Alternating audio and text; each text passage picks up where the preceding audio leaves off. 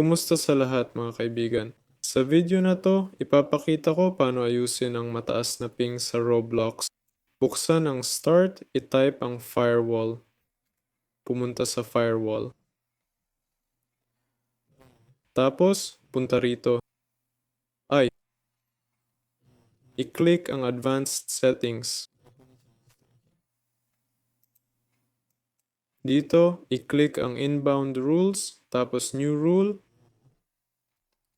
I-click ang port, tapos next. Piliin ang UDP, tapos i-type 49,152 I-65535.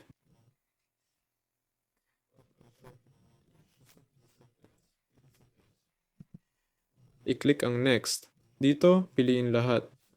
Piliin lahat, i-click next, i-type Roblox inbound, tapos finish.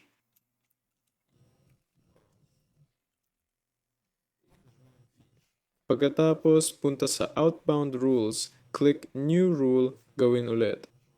Pasok, click port, next, piliin UDP, type 49,152. Tapos i-type 65535. I-dash, click next, allow all connections, next, next. Dito i-type Roblox outbound, tapos i-click finish. Dapat bumuti na ang ping.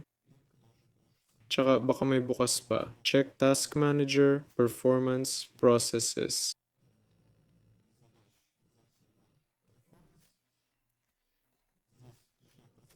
May mga process na kumakain ng internet mo. Payo ko, isara mo yan. Yun lang yun. Ako si, paalam sa lahat.